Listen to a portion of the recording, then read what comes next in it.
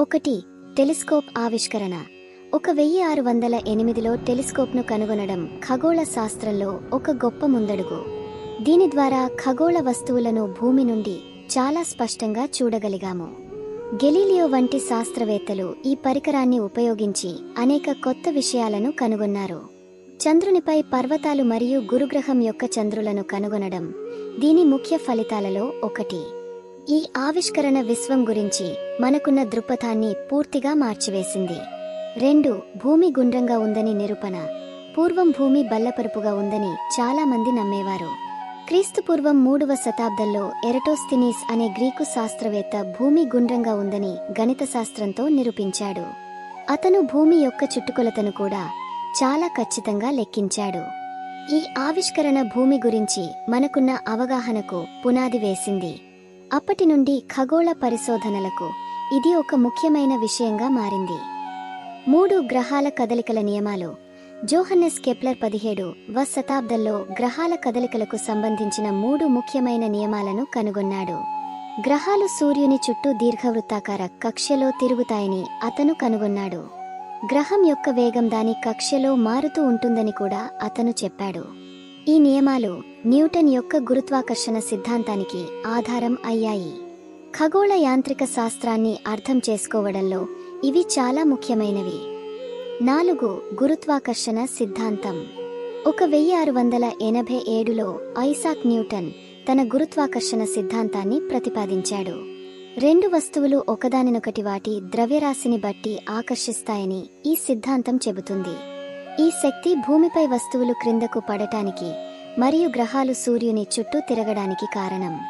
ఈ సిద్ధాంతం ఖగోళ శాస్త్రానికి ఒక గొప్ప పునాదిని వేసింది. విశ్వంలోని అనేక దృగ్విషయాలను అర్థం చేసుకోవడానికి ఇది ఇప్పటికీ ఉపయోగపడుతుంది. 5 మొదటి రాకెట్ ప్రయోగం. 20వ శతాబ్దంలో రాకెట్ టెక్నాలజీ అభివృద్ధి అంతరిక్ష ప్రయాణానికి మార్గం సుగమం చేసింది. రాబర్ట్ గోడార్డ్ 1926లో మొట్టమొదటి ద్రవ ఇంధన రాకెట్ను విజయవంతంగా ప్రయోగించాడు. ఈ ప్రయోగం అంతరిక్షంలోకి మానవులను మరియు ఉపగ్రహాలను పంపడానికి ఒక ముఖ్యమైన ప్రారంభం. తరువాత అనేక శక్తివంతమైన రాకెట్లు అభివృద్ధి చేయబడ్డాయి. ఇది అంతరిక్ష పరిశోధన మరియు అన్వేషణకు కొత్త తలుపులు తెరిచింది.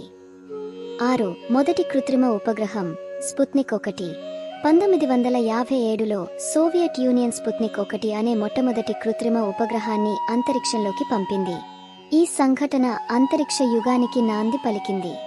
స్పుత్నిక్ 1 భూమి యొక్క వాతావరణం మరియు ఐనోస్పియర్ గురించి విలువైన సమాచారాన్ని అందించింది. ఇది ప్రపంచవ్యాప్తంగా శాస్త్రీయ మరియు రాజకీయ ప్రకంపనలు సృష్టించింది. అనేక ఇతర దేశాలు కూడా తమ సొంత ఉపగ్రహాలను అభివృద్ధి చేయడానికి ప్రేరణ పొందాయి. 7 మొదటి మానవ అంతరిక్ష ప్రయాణం. 1961లో సోవియట్ వ్యోమగామి యూరి గగారిన్ మొట్టమొదటిసారిగా అంతరిక్షంలోకి వెళ్లిన మానవుడిగా చరిత్ర సృష్టించాడు. అతను వోస్టాక్ 1 అనే వ్యోమనౌకలో భూమి చుట్టూ ఒకసారి ప్రదక్షిణ చేశాడు. ఈ చారిత్రాత్మక సంఘటన మానవ సామర్థ్యానికి ఒక గొప్ప నిదర్శనం. ఇది భవిష్యత్తులో మానవ అంతరిక్ష యాత్రలకు మార్గం చూపింది. అనేక మంది వ్యోమగాములు అప్పటి నుండి అంతరిక్షంలో అడుగు పెట్టారు. 8 చంద్రునిపై మొదటి మానవ అడుగు. 1969లో అమెరికాకు చెందిన అపోలో 11 వ్యోమనౌక ద్వారా నీల్ ఆర్మ్స్ట్రాంగ్ చంద్రునిపై మొదటి మానవుడిగా అడుగు పెట్టాడు. ఇది ఒక మనిషికి చిన్న అడుగు, మానవాళికి ఒక పెద్ద ముందడుగు అని అతను చారిత్రాత్మక వ్యాఖ్య చేశాడు. ఈ సంఘటన మానవ చరిత్రలో ఒక మైలురాయిగా నిలిచిపోయింది. చంద్రుని గురించి అనేక విలువైన సమాచారాన్ని మరియు నమూనాలను సేకరించారు. భవిష్యత్తులో ఇతర గ్రహాలపై మానవ అన్వేషణకు ఇది స్ఫూర్తినిచ్చింది. 9 హబుల్ అంతరిక్ష టెలిస్కోప్. 1990లో ప్రయోగించబడిన హబుల్ అంతరిక్ష టెలిస్కోప్ ఖగోళ పరిశోధనలో ఒక విప్లవాత్మక మార్పును తెచ్చింది. భూమి యొక్క వాతావరణం వెలుపల ఉండటం వలన ఇది చాలా స్పష్టమైన చిత్రాలను అందించింది. విశ్వం యొక్క వయస్సును అంచనా వేయడానికి మరియు అనేక కొత్త ఖగోళ వస్తువులను కనుగొనడానికి ఇది సహాయపడింది. దీని ద్వారా తీసిన అద్భుతమైన చిత్రాలు ప్రజలకు విశ్వం యొక్క అందాన్ని తెలియజేశాయి. ఇది ఇప్పటికీ విలువైన శాస్త్రీయ సమాచారాన్ని అందిస్తూనే ఉంది. 10. అంతర్జాతీయ అంతరిక్ష కేంద్రం. అంతర్జాతీయ అంతరిక్ష కేంద్రం అనేది అనేక దేశాలు కలిసి నిర్మించిన ఒక పెద్ద అంతరిక్ష ప్రయోగశాల. ఇది భూమి యొక్క దిగువ కక్షలో తిరుగుతూ శాస్త్రీయ పరిశోధనలు నిర్వహిస్తోంది. వ్యోమగాములు ఇక్కడ నివసిస్తూ వివిధ రకాల ప్రయోగాలు చేస్తారు. ఇది అంతర్జాతీయ సహకారానికి ఒక గొప్ప ఉదాహరణ. భవిష్యత్తులో సుదూర అంతరిక్ష యాత్రలకు ఇది ఒక ముఖ్యమైన వేదిక. 11. మార్స్ రోవర్లు. 1997లో పంపబడిన సోజర్నర్ రోవర్తో మొదలుకొని అనేక రోవర్లు అంగారక గ్రహంపై పరిశోధనలు చేస్తున్నాయి. స్పిరిట్, ఆపర్చునిటీ, క్యూరియాసిటీ మరియు పెర్సెవరెన్స్ వంటి రోవర్లు అంగారక గ్రహం యొక్క ఉపరితలం గురించి విలువైన సమాచారాన్ని సేకరించాయి. ప్రాచీన నీటి జాడలు మరియు జీవం యొక్క సంభావ్యత గురించి ఆధారాలు కనుగొనబడ్డాయి. భవిష్యత్తులో మానవ మిషన్లకు ఈ పరిశోధనలు చాలా కీలకం. పెర్సెవరెన్స్ రోవర్ రాతి నమూనాలను కూడా సేకరించి భూమికి తిరిగి పంపడానికి సిద్ధంగా ఉంది. 12. ఎక్సోప్లానెట్స్ కనుగొనడం. 1990ల నుండి శాస్త్రవేత్తలు సౌర వ్యవస్థ వెలుపల ఉన్న గ్రహాలను ఎక్సోప్లానెట్స్ కనుగొనడం ప్రారంభించారు. కెప్లర్ మరియు టేస్ వంటి టెలిస్కోప్లు వేల సంఖ్యలో ఎక్సోప్లానెట్లను కనుగొన్నాయి. ఈ గ్రహాలలో కొన్ని భూమిని పోలి ఉండే అవకాశం ఉంది మరియు వాటిపై జీవం ఉండవచ్చని భావిస్తున్నారు. ఎక్సోప్లానెట్ల అధ్యయనం విశ్వంలో జీవం యొక్క సంభావ్యతను అర్థం చేసుకోవడానికి సహాయపడుతుంది. భవిష్యత్తులో మరింత శక్తివంతమైన టెలిస్కోప్లు మరింత ఆసక్తికరమైన ఎక్సోప్లానెట్లను కనుగొనగలవు. 13. Cosmic microwave background radiation. 1964లో కాస్మిక్ మైక్రోవేవ్ బ్యాక్గ్రౌండ్ రేడియేషన్ను కనుగొనడం బిగ్ బ్యాంగ్ సిద్ధాంతానికి బలమైన ఆధారాన్ని అందించింది. ఈ రేడియేషన్ విశ్వం యొక్క ప్రారంభ దశలో ఏర్పడిన అవశేష కాంతి. దీనిని అధ్యయనం చేయడం ద్వారా విశ్వం యొక్క వయస్సు మరియు కూర్పు గురించి తెలుసుకోవచ్చు. ఈ ఆవిష్కరణ ఖగోళ భౌతిక శాస్త్రంలో ఒక ముఖ్యమైన విజయం. ఇది విశ్వం యొక్క పరిణామాన్ని అర్థం చేసుకోవడానికి ఒక కీలకమైన సాధనం. 14. బ్లాక్ హోల్స్ ఉనికికి బలమైన ఆధారాలు. బ్లాక్ హోల్స్ అనేవి చాలా బలమైన గురుత్వాకర్షణ క్షేత్రాలు కలిగిన అంతరిక్ష ప్రాంతాలు. కాంతి కూడా వాటి నుండి తప్పించుకోలేదు. 20వ శతాబ్దం నుండి శాస్త్రవేత్తలు నక్షత్రాల కదలికలు మరియు ఇతర ఖగోళ దృగ్విషయాల ద్వారా బ్లాక్ హోల్స్ ఉనికికి బలమైన ఆధారాలు కనుగొన్నారు. 2019లో ఈవెంట్ హొరైజన్ టెలిస్కోప్ మొట్టమొదటిసారిగా ఒక బ్లాక్ హోల్ యొక్క చిత్రాన్ని తీసింది. బ్లాక్ హోల్స్ విశ్వం యొక్క నిర్మాణం మరియు పరిణామంలో ముఖ్యమైన పాత్ర పోషిస్తాయి. 15. గ్రావిటేషనల్ వేవ్స్ కనుగొనడం. 2015లో LIGO laser interferometer gravitational wave observatory గురుత్వాకర్షణ తరంగాలను నేరుగా గుర్తించింది. ఈ తరంగాలు భారీ వస్తువులు, ఉదాహరణకు బ్లాక్ హోల్స్, సీకున్నప్పుడు అంతరిక్షంలో ఏర్పడే అలలు.